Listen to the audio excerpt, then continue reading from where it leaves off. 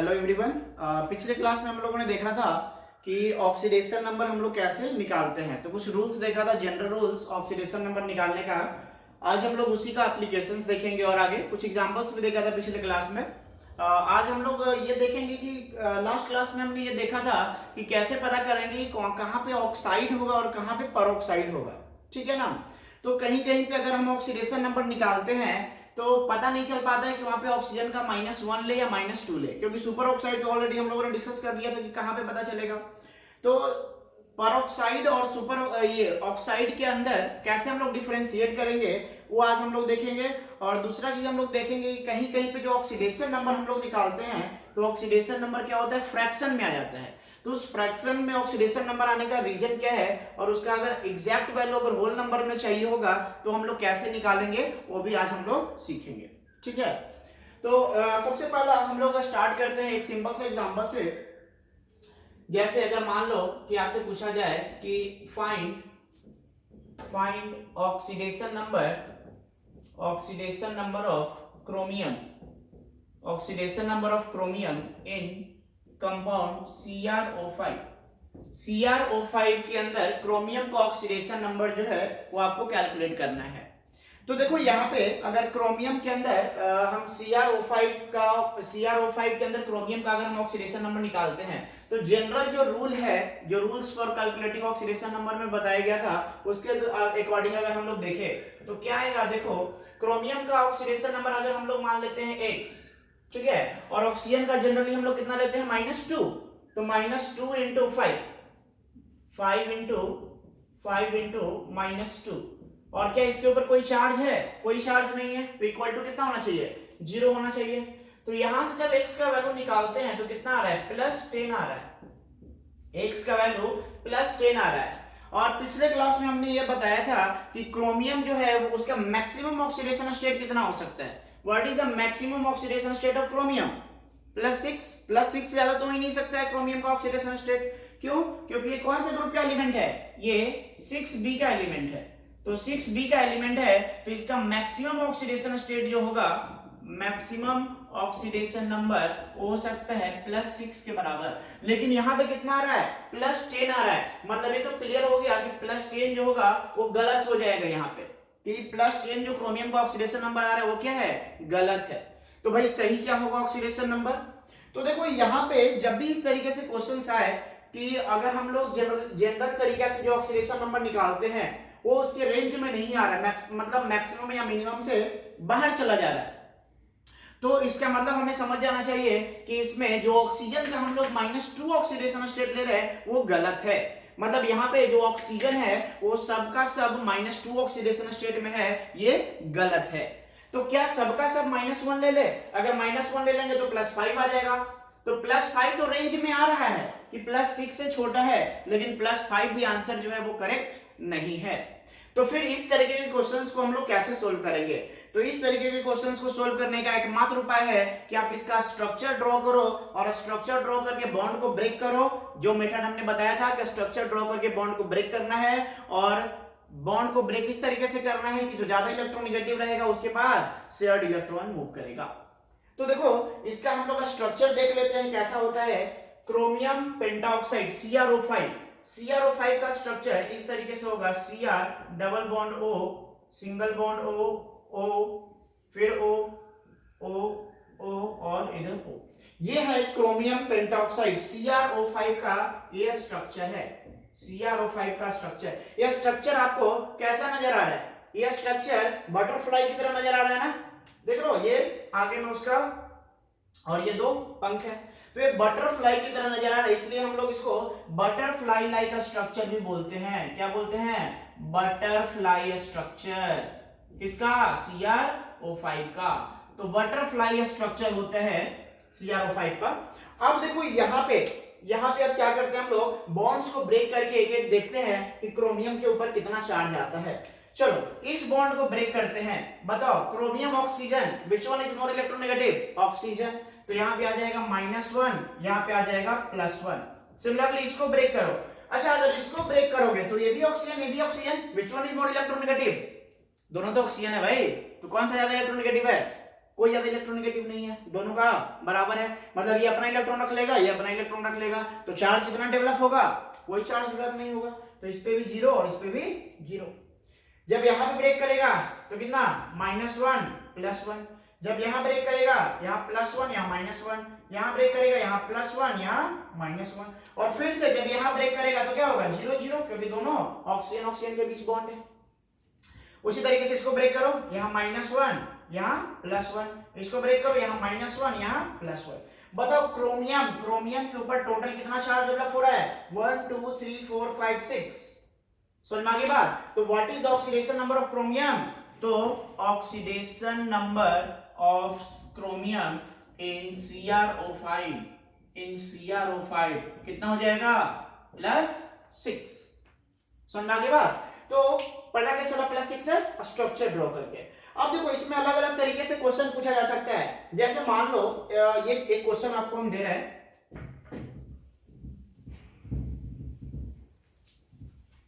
More than one correct type questions जो है आपको दिया जा रहा है। क्वेश्चन है which of the following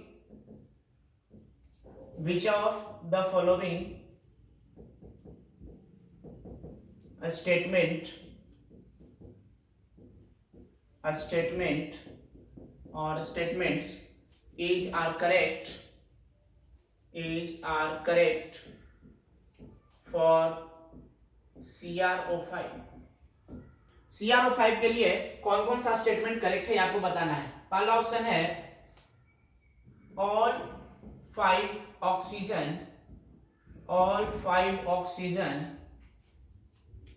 is in -2 oxidation state। दूसरा क्वेश्चन है 4 oxygen atom is in -2 oxidation state and one oxygen atom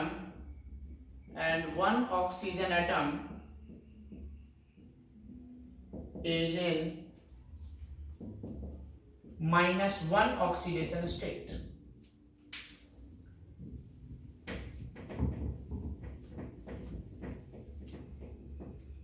तीसरा ऑप्शन है सी 3 ऑक्सीजन, और ऐसे करते 1 oxygen atom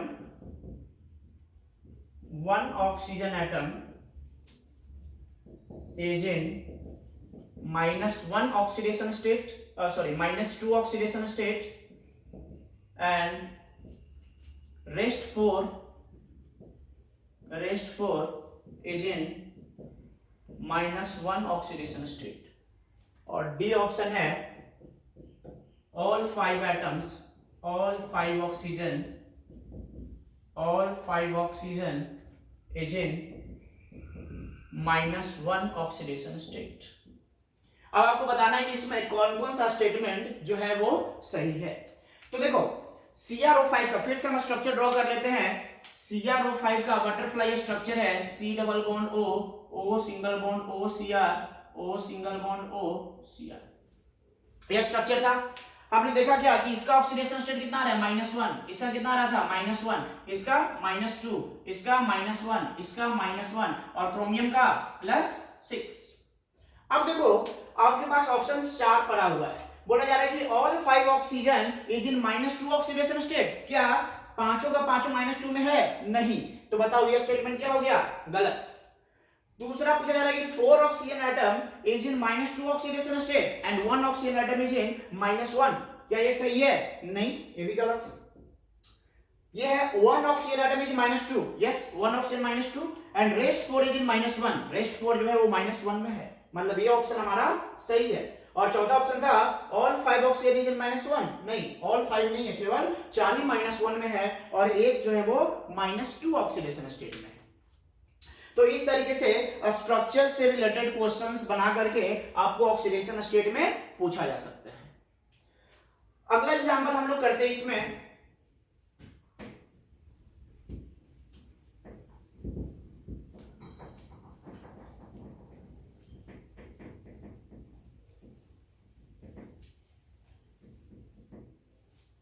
क्वेश्चन है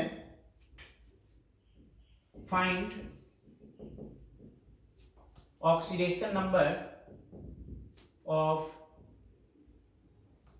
ऑक्सीजन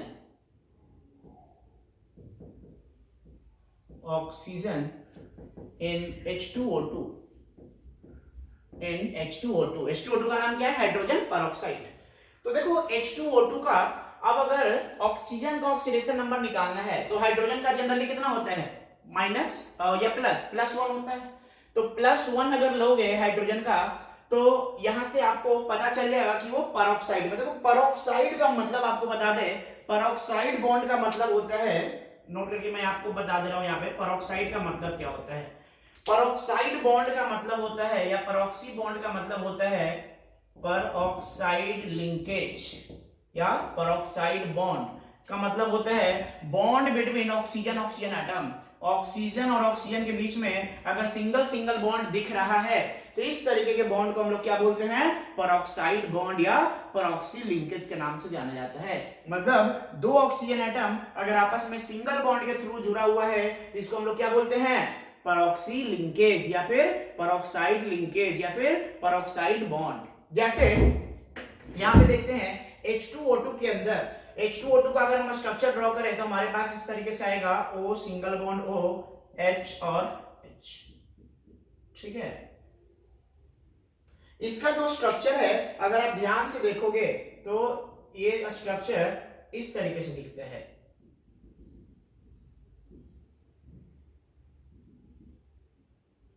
ऐसा लोन पेयर की वजह से, है ना। तो ये स्ट्रक्चर जो है इस तरीके से आपको दिखेगा। और ये कैसा दिख रहा है? अगर एक बुक को आप ओपन करोगे तो ऐसे ही दिखेगा ना। तो ये ओपन बुक लाइक स्ट्रक्चर होता है। कैसा स्ट्रक्चर होता है? Open book like structure, open book structure, ठीक है ना। तो ओपन बुक लाइक स्ट्रक्चर होता है किसका? H2O2 का। H2O2 को हम लोग क्या बोलते हैं? Hydrogen peroxide, hydrogen peroxide. अब देखो H2O2 का जो स्ट्रक्चर है ओपन बुक लाइक, अब यहाँ पे अगर हम ऑक्सीडेशन नंबर कैलकुलेट करते हैं तो बॉन्ड्स को ब्रेक करते हैं। इस बॉन्ड को ब्रेक करेंगे तो यहाँ पे आ जाएगा +1, यहाँ पे आ जाएगा -1। इसको ब्रेक करोगे तो यहाँ पे 0 और यहाँ पे भी 0 क्योंकि दोनों ऑक्सीजन था। इसको ब्रेक करो, यहाँ -1 और यहाँ +1। बताओ इस ऑक्सीजन पे टोटल कितना चार्ज आया? -1। इस ऑक्सीजन पे भी कितना चार्ज आया? -1। तो बताओ परऑक्साइड में -1 ऑक्सीडेशन स्टेट, जो पिछले क्लास में हम लोगों ने पढ़ा था कि परऑक्साइड के केस में ऑक्सीजन का ऑक्सीडेशन स्टेट कितना होता है? -1 होता है। समझ में आ गया क्यों -1 होता है? क्योंकि ऑक्सीजन और ऑक्सीजन के बीच में बॉन्ड बना हुआ है और जब बॉन्ड वो ब्रेक करेगा तो कहीं पे चार्ज डेवलप नहीं होगा क्योंकि दोनों क्या है? इक्वली इलेक्ट्रोनेगेटिव है। सुन में आ रही बात? तो बताओ यहाँ पे ऑक्सीजन का ऑक्सीडेशन नंबर कितना हो गया? इस ऑक्सीजन का भी ऑक्सीडेशन नंबर हो गया -1 और इसका भी कितना हो गया ऑक्सीडेशन नंबर? -1। मतलब दोनों ऑक्सीजन का ऑक्सीडेशन नंबर कितना है? -1। और ये जो बॉन्ड है ना ऑक्सीजन और ऑक्सीजन के बीच, सिंगल बॉन्ड, इसी बॉन्ड को हम लोग क्या बोलते हैं? Peroxide bond. जैसे फिर से इधर स्ट्रक्चर बना दे रहे हैं, ऑक्सीजन ऑक्सीजन हाइड्रोजन हाइड्रोजन, ये स्ट्रक्चर था। तो ये जो बॉन्ड है ऑक्सीजन और ऑक्सीजन के बीच, इसी बॉन्ड को हम लोग क्या बोल रहे हैं? परऑक्साइड बॉन्ड या परऑक्सी लिंकेज, परऑक्साइड बॉन्ड या परऑक्साइड लिंकेज। समझ में आ रही बात? तो इस तरीके से जब भी कहीं ऑक्सीजन और ऑक्सीजन के बीच में सिंगल बॉन्ड आपस में दिखे तो समझ जाना वो कौन सा बॉन्ड है? परऑक्साइड बॉन्ड है या परऑक्सी लिंकेज है। क्लियर? ओके, नेक्स्ट एग्जांपल हम लोग करते हैं।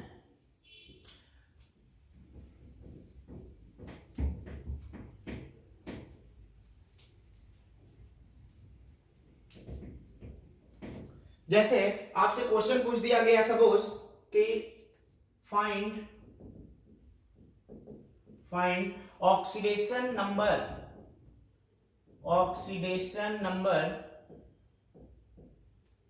Of sulphur in H2SO5। किसमें पूछा गया है? H2SO5 में। H2SO5 को हम लोग कैरोज एसिड के नाम से जानते हैं। कौन सा एसिड है ये? कैरोज एसिड, ठीक है ना। H2SO4 को कौन सा बोलते हैं? Sulphuric acid. H2SO5 को कौन सा एसिड बोलेंगे? कैरोज एसिड। तो नाम याद रखेंगे, कभी कभी डायरेक्ट नाम पे क्वेश्चन पूछ लिया जाता है कि what is the oxidation state of sulphur in कैरोज acid. तो कैरोज एसिड मतलब H2SO5। अब देखो जनरल तरीके से अगर हम लोग इसका सॉल्यूशन निकालते हैं, जो हम लोगों ने पढ़ा था तरीका, तो सल्फर का ऑक्सीडेशन स्टेट अगर हम लोग x मानते हैं, तो सल्फर का ऑक्सीडेशन स्टेट मान लिया x प्लस हाइड्रोजन का कितना होता है +1, तो 2 into +1 plus 5 into -2 equals to, कोई चार्ज नहीं है तो 0। यहां से x का वैल्यू निकालो, कितना हो जाएगा ये +10 और ये -2, कितना हो जाएगा +10 -2 +10 -2 +8, कितना आ रहा है +8 आ रहा है। अब बताओ सल्फर कौन से ग्रुप का एटम है, कौन से ग्रुप का एलिमेंट है, तो सल्फर को अगर आप देखो तो सल्फर आता है ग्रुप नंबर 6A में, मतलब maximum oxidation state, maximum oxidation state of sulphur जो होना चाहिए वो कितना होना चाहिए बताओ, +6 से ज्यादा नहीं होना चाहिए, लेकिन यहां पे कितना आ रहा है +8 आ रहा है। इसका मतलब क्या है, ये गलत है। समझ आ गई बात। तो जो ऑक्सीडेशन स्टेट आना चाहिए था सल्फर का वो +6 से ज्यादा नहीं होना चाहिए, लेकिन यहाँ पे कितना आ रहा है ऑक्सीडेशन स्टेट +8 आ रहा है, मतलब कि ये वैल्यू आया हुआ क्या है हमारा गलत है। मतलब अब इसको कैसे करेक्ट करेंगे, मतलब मिस्टेक कहां पे हो रहा है, मिस्टेक हमारा यहाँ पे हो रहा है कि जो भी हम लोग ऑक्सीजन का ऑक्सीडेशन स्टेट -2 ले रहे हैं वो सारा का सारा ऑक्सीजन जो है वो -2 ऑक्सीडेशन स्टेट में नहीं है। तो कितना -2 में है या कितना -1 में है कैसे पता करेंगे, तो इसको पता करने के लिए हमें क्या करना पड़ेगा, इसका स्ट्रक्चर ड्रॉ करना पड़ेगा। तो इसका स्ट्रक्चर ध्यान रखेंगे, मैं ड्रॉ कर रहा हूं यहाँ पे H2SO5 का स्ट्रक्चर, कैरोज एसिड का स्ट्रक्चर, ठीक है। तो इसका स्ट्रक्चर इस तरीके से है, S double bond O double bond O OH OH, ठीक है, ये है H2SO5 का स्ट्रक्चर।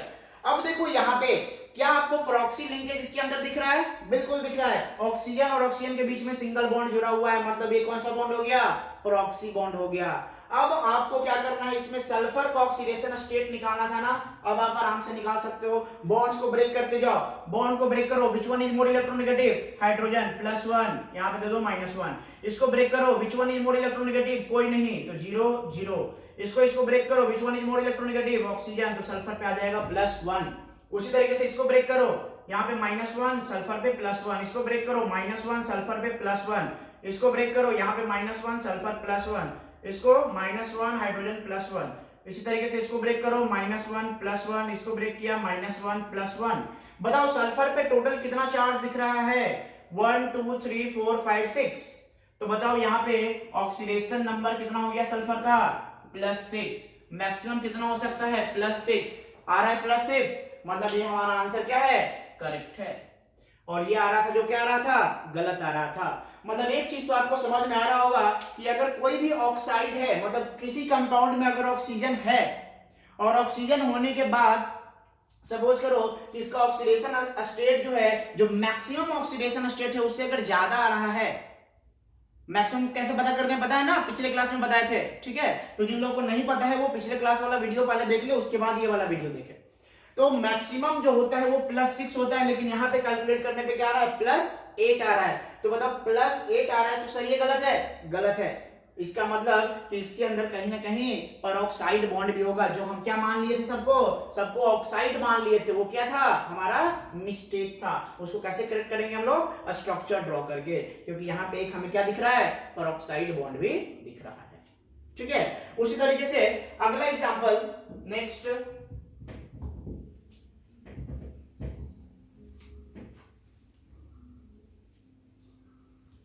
नेक्स्ट है कि find oxidation number of sulphur in H2S2O8। H2S2O8 इसको हम लोग क्या बोलते हैं, इसको हम लोग बोलते हैं मार्शल्स एसिड। क्या बोलते हैं, मार्शल्स एसिड, मार्शल्स एसिड के नाम से जानते हैं इसको। तो अब इसमें निकालना है सल्फर का ऑक्सीडेशन स्टेट। तो देखो जनरल तरीका अगर हम देखें तो क्या करेंगे, सल्फर का ऑक्सीडेशन स्टेट कितना कैलकुलेट करेंगे, x मान लेते हैं। तो 2 सल्फर है तो कितना हो जाएगा 2x, प्लस हाइड्रोजन 2 है तो कितना +2, और ऑक्सीजन 8 है तो एक का होता है -2, तो 8 का कितना हो जाएगा -16, और चार्ज कोई नहीं है तो इक्वल टू कितना होना चाहिए 0 होना चाहिए। यहां से अगर आप x का वैल्यू कैलकुलेट करो तो कितना आएगा, ये +16 -2 डिवाइडेड बाई 2, तो 14 डिवाइडेड बाई 2 कितना हो जाएगा +7, +7 आ रहा है। अब बताओ सल्फर का मैक्सिमम ऑक्सीडेशन नंबर कितना हो सकता है? Maximum oxidation state of sulphur कितना हो सकता है? +6 हो सकता है। लेकिन यहाँ पे ऑक्सीडेशन स्टेट कितना आ रहा है? +7 आ रहा है। क्या मैक्सिमम से ज्यादा आ गया या नहीं आ गया? बिल्कुल आ गया। तो क्या मैक्सिमम से ज्यादा परमिसिबल है? नहीं है, मतलब ये हमारा आंसर क्या है? गलत है। और ये गलत क्यों हो रहा है समझ में आ गई होगी बात। गलत इसलिए हो रहा है क्योंकि यहाँ पे हमने सब के सब ऑक्सीजन को क्या मान लिया है? ऑक्साइड के फॉर्म में मान लिया है, जो कि यहाँ पे क्या है हमारा? गलत है। तो इसको हम लोग कैसे करेक्ट करेंगे? क्या करना पड़ेगा? इसका स्ट्रक्चर ड्रॉ करना पड़ेगा। तो आइए हम लोग स्ट्रक्चर ड्रॉ करते हैं। ये है हमारा स्ट्रक्चर मार्शल्स एसिड का। मार्शल्स एसिड का फॉर्मूला है H2S2O8। H2S2O का काउंट कर लो, 1 2 3 4 5 6 7 8। H2S2O8 इसको बोलते हैं मार्शल्स एसिड। नाम याद रखेंगे, कभी कभी डायरेक्ट क्वेश्चन पूछ लेते हैं मार्शल्स एसिड, फॉर्मूला आपको नहीं दिया हुआ रहेगा, तो जैसे ही मार्शल्स एसिड बोले तो आपको समझ में आना चाहिए कि H2S2O8 के बारे में बात किया जा रहा है। अब चलो क्या करेंगे? यहाँ पे पेरोक्साइड दिख रहा है, बिल्कुल ये हमारा क्या है? पेरोक्साइड है। समझ में आ गई बात। बॉन्ड को ब्रेक कर लो, बॉन्ड को ब्रेक करोगे तो क्या दिखेगा? इसका ऑक्सीडेशन स्टेट +6 दिखेगा, इसका भी क्या दिखेगा? +6 दिखेगा। मतलब इसमें 2 सल्फर एटम है, दोनों सल्फर एटम का ऑक्सीडेशन नंबर कितना हो जाएगा? +6। तो आंसर कितना हो जाएगा? Both sulphur atom has oxidation number of +6। ठीक है, ओके। नेक्स्ट, अब क्या होता है कुछ क्वेश्चंस में हमारा जो ऑक्सीडेशन नंबर आता है वो फ्रैक्शन में आने लगता है। तो जब ऑक्सीडेशन नंबर फ्रैक्शन में आ रहा है इसका मतलब क्या है? जब ऑक्सीडेशन नंबर फ्रैक्शन में आएगा तो हम लोग कैसे पता करेंगे कि वो फ्रैक्शन में आ रहा है? इसका मतलब क्या है, उसको हम लोग कैसे करेक्ट करेंगे? अगर एग्जैक्ट वैल्यू पूछा जाए तो कैसे निकालेंगे? और फ्रैक्शन का सिग्निफिकेंस क्या, फिजिकल सिग्निफिकेंस क्या है? फ्रैक्शन में ऑक्सीडेशन नंबर आना मतलब क्या वो बताना चाह रहा है, क्या बताना है वो? तो देखते हैं एक एग्जांपल के थ्रू इसको। जैसे कि एग्जांपल है, आपसे क्वेश्चन पूछा गया है कि find oxidation number of bromine in Br3O8। Br3O8 में आपको ब्रोमीन का ऑक्सीडेशन स्टेट निकालना है। तो देखो क्या करोगे आप? सिंपल क्या मान लोगे? ब्रोमीन का ऑक्सीडेशन स्टेट X मान लोगे। तो 3 ब्रोमीन है, कितना हो जाएगा?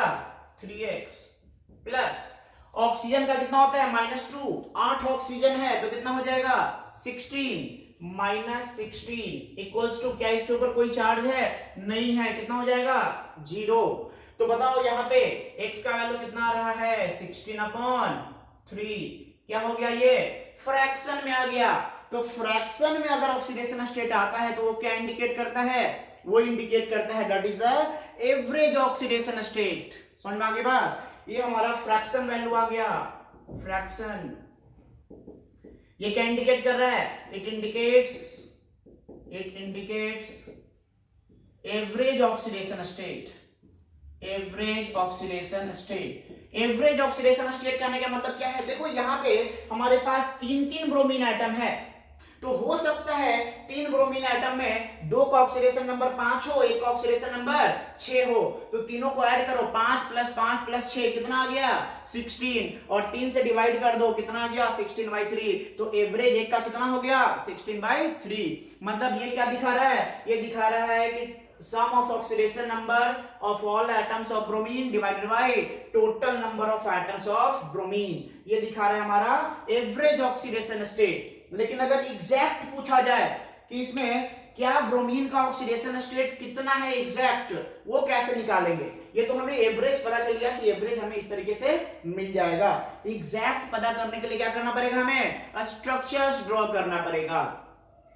तो स्ट्रक्चर ड्रॉ करते हैं इसका, देखते हैं Br3O8 का स्ट्रक्चर कैसा है।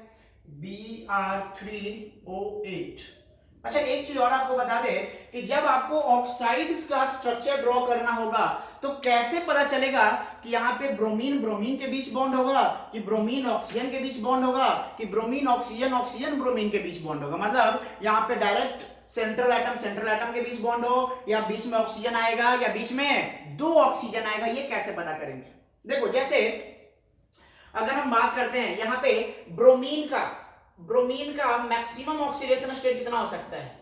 मैक्सिमम ऑक्सीडेशन स्टेट हो सकता है +7, पता है ना, ग्रुप नंबर 7th A, तो मैक्सिमम ऑक्सीडेशन नंबर कितना हो सकता है?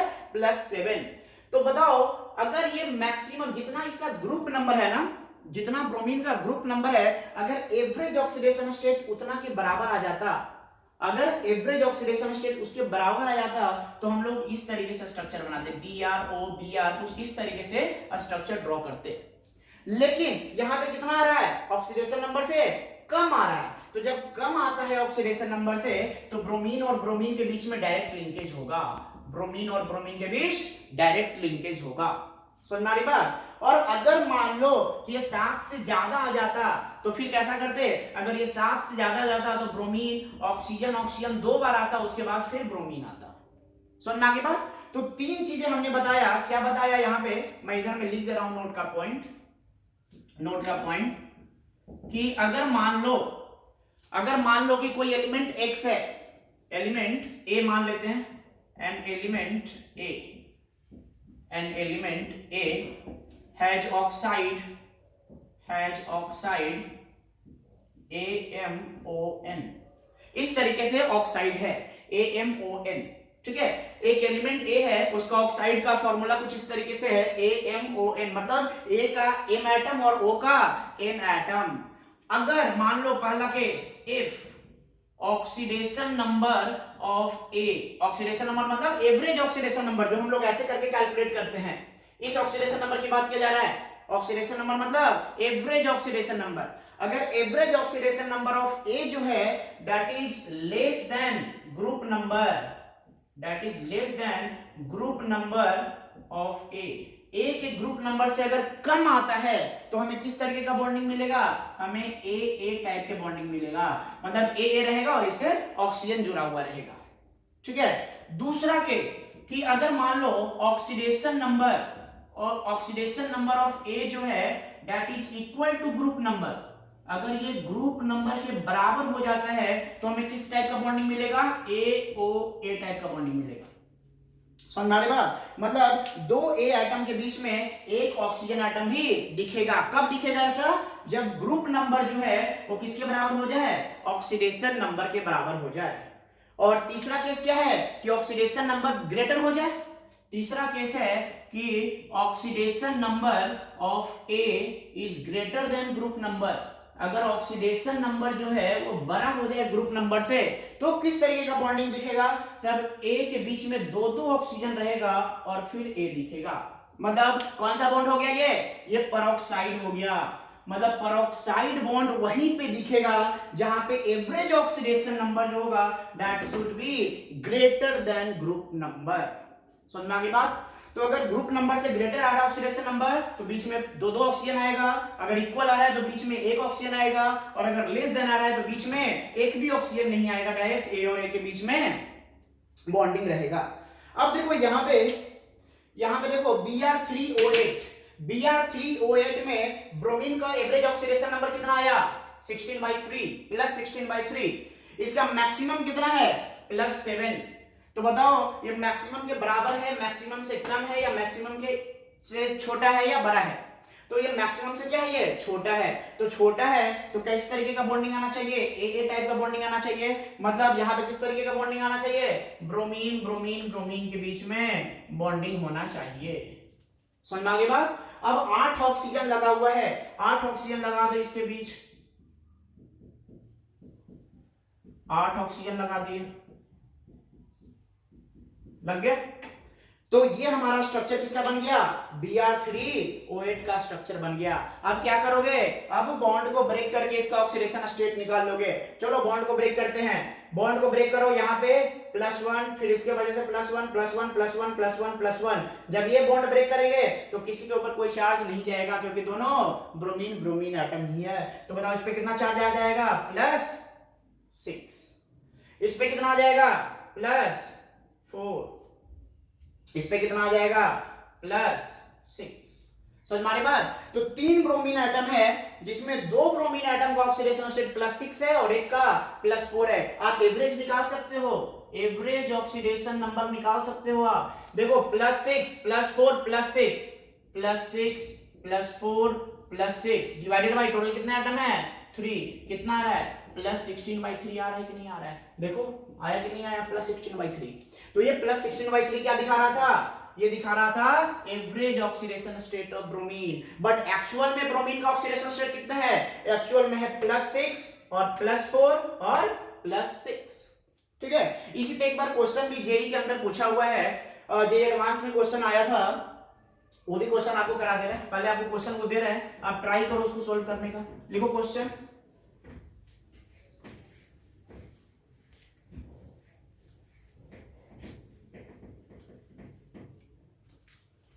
ओके, क्वेश्चन ये था, आपको निकालना था कि find difference in oxidation number of two different types of sulfur, two different types of sulfur atom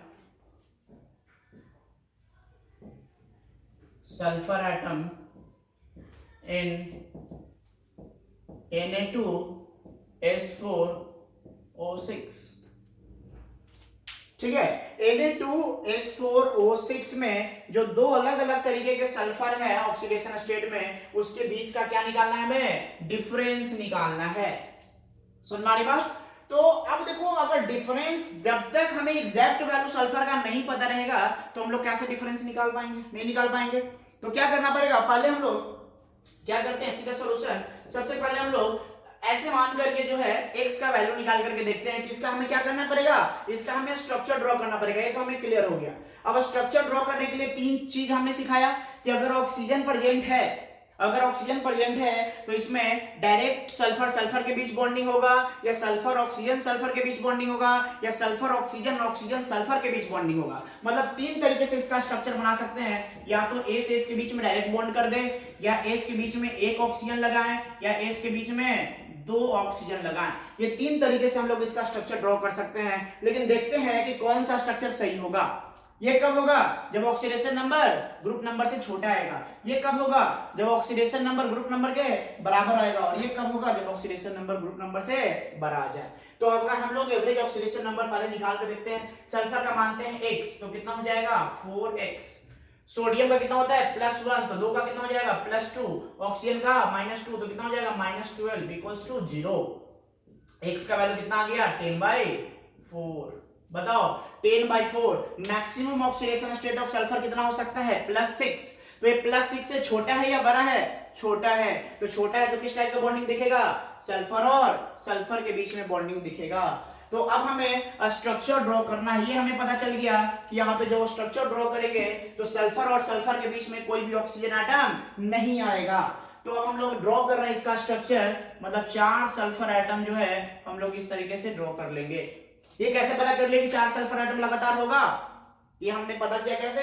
ये एवरेज ऑक्सीडेशन नंबर से ये कितना आया? ग्रुप नंबर से छोटा है या बड़ा है या बराबर है? ये ग्रुप नंबर से छोटा है, इस वजह से ऐसा बॉन्डिंग बनेगा।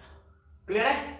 अब देखो इसमें 6 ऑक्सीजन है, तो सिमेट्रिकली हम ऑक्सीजन को डिस्ट्रीब्यूट कर दे रहे हैं, और साथ में एक ऑक्सीजन है, 2 सोडियम है, तो Na+O-Na+, ठीक है। अब चलो बॉन्ड को ब्रेक करते जाओ। बॉन्ड को ब्रेक करके आप इसका ऑक्सीडेशन नंबर निकाल लो। तो ये बॉन्ड अगर ब्रेक करोगे तो बताओ किस पे चार्ज जाएगा? किसी पे नहीं जाएगा, क्योंकि दोनों सल्फर ही था। इस पे भी चार्ज 0, इस पे भी चार्ज 0। ये बॉन्ड को ब्रेक करो, यहाँ पे 0, यहाँ पे 0। इस बॉन्ड को ब्रेक करो, 0 0। मतलब ये तो श्योर हो गया कि ये सल्फर ऑक्सीजन, ये सल्फर एटम और ये सल्फर एटम का ऑक्सीडेशन स्टेट 0 आना है। यहाँ पे ब्रेक कर लो, यहाँ पे -1 +1 -1 +1, यहाँ पे ब्रेक करो -1 +1, इसको ब्रेक करो -1 +1, इसको ब्रेक करो -1 +1। टोटल कितना आ गया? 1 2 3 4 5। इसका हो गया +5। उसी तरीके से इसका भी कितना हो जाएगा? +5।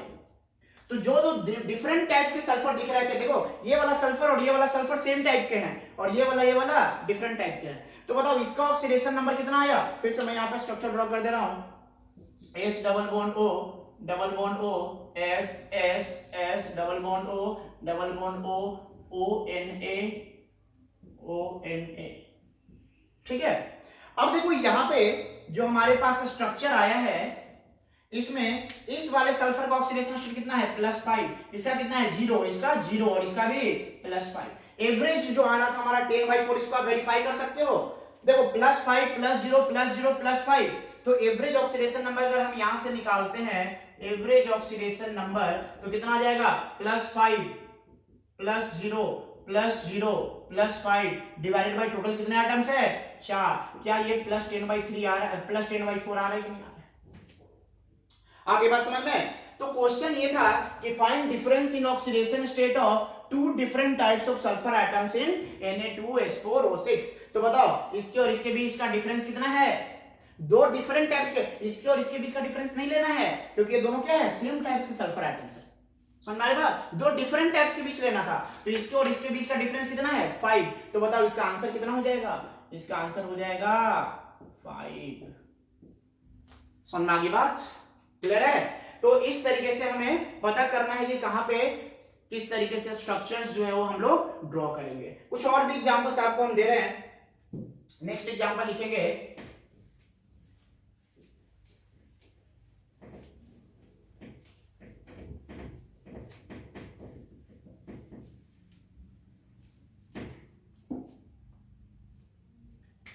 नेक्स्ट है find oxidation number of nitrogen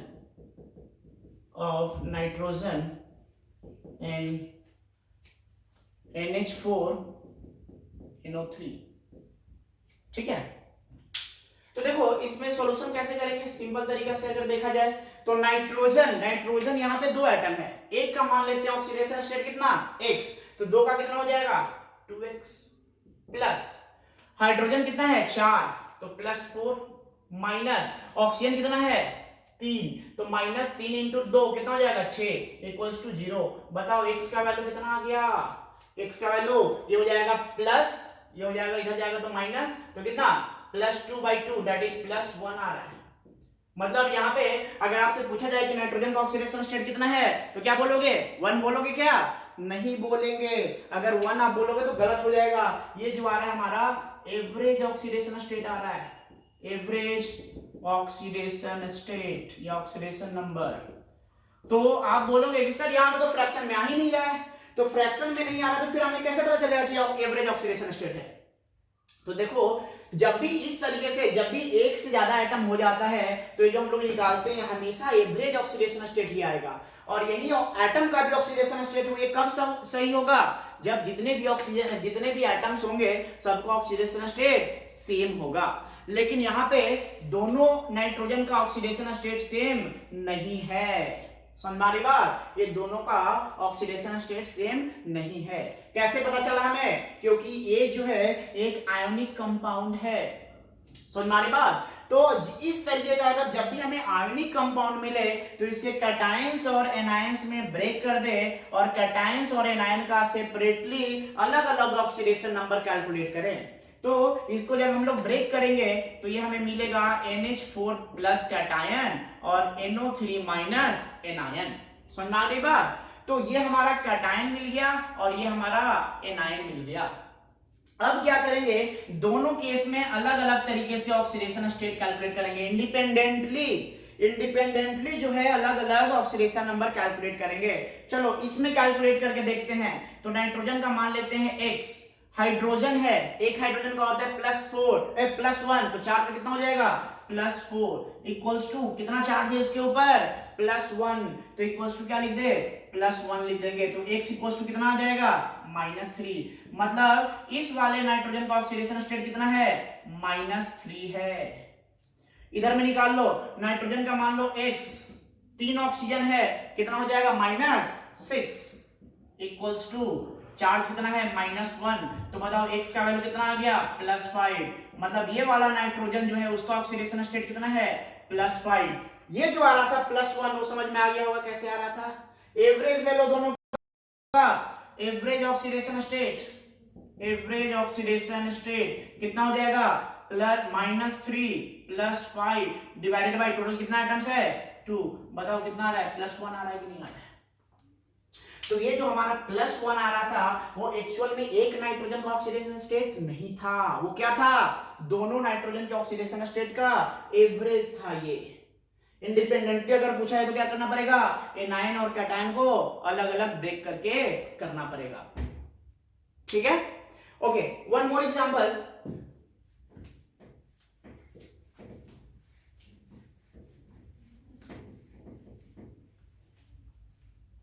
जैसे मान लो आपसे पूछा जाए कि find oxidation number of chlorine इन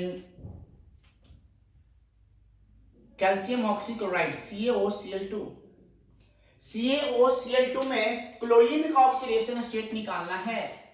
कैसे करोगे सिंपल तरीका से, जैसे करके देखते हैं। तो क्लोरीन का अगर मान लेते हैं X तो 2 क्लोरीन है कितना हो जाएगा 2x। कैल्शियम कौन सा मेटल है अल्कलाइन अर्थ मेटल्स है और अल्कलाइन अर्थ मेटल्स का ऑक्सीडेशन स्टेट हमेशा कितना होता है +2। तो बताओ कितना लिख दें +2। ऑक्सीजन का कितना लिखे -2 इक्वल्स टू क्या इसके ऊपर कोई चार्ज है नहीं तो कितना 0। बताओ x का वैल्यू कितना आ गया 0। मतलब यहाँ पे क्लोरीन का ऑक्सीडेशन स्टेट कितना आ रहा है 0 आ रहा है। तो क्या वाकई में क्लोरीन का ऑक्सीडेशन स्टेट 0 है नहीं, ये क्या है हमारा this is the average oxidation state, average oxidation state of chlorine. तो एक्चुअल में कितना होगा क्या करना पड़ेगा हमें स्ट्रक्चर ड्रॉ करना पड़ेगा। स्ट्रक्चर ड्रॉ कर देते हैं मैं यहाँ पे CaOCl ये है कैल्शियम ऑक्सीक्लोराइड का स्ट्रक्चर। अब क्या करना पड़ेगा बॉन्ड ब्रेक करके ऑक्सीडेशन स्टेट निकालना पड़ेगा। चलो बॉन्ड ब्रेक करते हैं oxygen and chlorine which one is more electronegative. आपको कल पिछले क्लास में बताया था कि कौन ज्यादा इलेक्ट्रोनेगेटिव है, कौन ज्यादा इलेक्ट्रोनेगेटिव है ऑक्सीजन। तो यहाँ पे आ जाएगा -1 यहाँ पे आ जाएगा +1। समझ मारी बात। इसको ब्रेक करो यहाँ पे -1 यहाँ +1, इसको ब्रेक करो यहाँ -1 यहाँ +1। बताओ इस क्लोरीन का ऑक्सीडेशन स्टेट कितना है ऑक्सीडेशन स्टेट है इसका -1। इस क्लोरीन का ऑक्सीडेशन स्टेट कितना है इसका ऑक्सीडेशन नंबर है +1। समझ मारी बात। एवरेज निकाल लो -1 +1 डिवाइडेड बाई 2 कितना आ जाएगा 0। मतलब एक्चुअल में अगर पूछा जाए आपसे कि यहाँ पे क्लोरीन का ऑक्सीडेशन स्टेट कितना है तो एक का +1 है और एक का -1 है। समझ मारी बात। दोनों क्लोरीन का यहाँ पे अलग अलग ऑक्सीडेशन स्टेट है, एक का -1 और एक का +1, इसलिए जो हम लोग एवरेज ऐसे करके निकाल रहे हैं वो क्या आ जा रहा है 0 आ जा रहा है। क्लियर है ओके वन मोर एग्जांपल्स।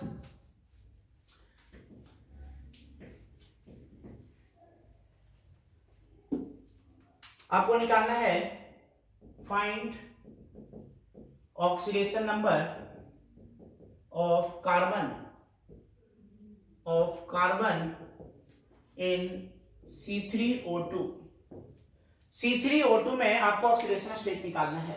तो देखो अगर सिंपल तरीका से अगर हम लोग निकाले तो हमें क्या दिखेगा हमें दिखेगा x मान लेते हैं तो 3x - 4 इक्वल्स टू 0। तो x इक्वल्स टू कितना दिखेगा +4/3 यही हमें दिखेगा। फ्रैक्शन में आ रहा है, फ्रैक्शन में आ रहा है तो समझ जाना आंख बंद करके कि क्या है ये एवरेज ऑक्सीडेशन नंबर है, that is the average oxidation number. तो एग्जैक्ट निकालने के लिए क्या करना पड़ेगा हमें स्ट्रक्चर ड्रॉ करना पड़ेगा। अब देखो ये ऑक्साइड वाला स्ट्रक्चर है, तो ऑक्साइड वाला स्ट्रक्चर है तो अब बताओ कि मैक्सिमम ऑक्सीडेशन स्टेट कितना हो सकता है कार्बन का। कार्बन कौन से ग्रुप का एलिमेंट है 4th A का है। तो maximum oxidation state of carbon कितना हो सकता है ग्रुप नंबर के बराबर दैट इज +4। तो मैक्सिमम ऑक्सीडेशन स्टेट +4 हो सकता है, लेकिन है कितना एक का एवरेज +4/3। एवरेज से कम है इक्वल है या ज्यादा है ये एवरेज से कम है। तो कम है तो किस तरीके का बॉन्डिंग आएगा कार्बन कार्बन के बीच में एक ऑक्सीजन 2 ऑक्सीजन या एक भी ऑक्सीजन नहीं। कम रहता है तो एक भी ऑक्सीजन नहीं आएगा। तो बताओ इसका स्ट्रक्चर कैसा होगा C double bond C double bond C double bond O double bond O। क्योंकि कार्बन का वैलेंसी भी पूरा करना पड़ेगा 4 इसलिए हमने डबल बॉन्ड लगाया है। अब क्या करना पड़ेगा आपको बॉन्ड्स को ब्रेक करके ऑक्सीडेशन स्टेट निकालना है। इसको ब्रेक करो -1 +1, इसको ब्रेक करो -1 +1, इसको ब्रेक करो 0 0, इसको ब्रेक करो 0 0, इसको ब्रेक किया 0 0, इसको ब्रेक किया 0 0, इसको ब्रेक किया -1 +1, इसको ब्रेक किया -1 +1। बताओ इस कार्बन का ऑक्सीडेशन स्टेट कितना हो गया +2, इसका कितना हो गया 0, इसका कितना हो गया +2। समझ में आ गई बात। तो यहाँ पे दो कार्बन का ऑक्सीडेशन स्टेट +2 है और एक कार्बन का ऑक्सीडेशन स्टेट 0 है। तो एवरेज कितना आ गया, जोड़ लो सबको और 3 आइटम है 3 से डिवाइड कर दो, +4/3 आएगा या नहीं आएगा, बिल्कुल आएगा। तो समझ में आ गई बात। तो इस तरीके से हम लोगों ने देखा कि फ्रैक्शनल ऑक्सीडेशन नंबर आता है, उसका मतलब क्या है, कहां पे हमें पता चलेगा कि पेरोक्साइड है, कहां पे पता चलेगा कि ऑक्साइड है, और कहां पे पता चलेगा कि डायरेक्ट मेटल और या सेंट्रल एटम के बीच में बॉन्डिंग है। तीसरा चीज हम लोगों ने देखा कि अगर पेरोक्साइड है तो उस केस में उसका स्ट्रक्चर ड्रॉ करके हम लोग उसका एग्जैक्ट जो ऑक्सीडेशन स्टेट है वो हम लोग कैसे निकाल सकते हैं। ठीक है, तो आई थिंक जितना भी कॉन्सेप्ट हम लोगों ने सीखा है पिछले लेक्चर्स में और आज के लेक्चर में, that is more than sufficient कि ऑक्सीडेशन स्टेट पे अगर कोई भी क्वेश्चंस आएगा we are able to solve. ठीक है, तो आज हम लोग यहीं पे स्टॉप करते हैं। अगले क्लास में हम लोग रिडॉक्स रिएक्शन, ऑक्सीडाइजिंग एजेंट और रिड्यूसिंग एजेंट क्या होता है इस पे हम लोग स्टार्ट करेंगे। Okay, thank you.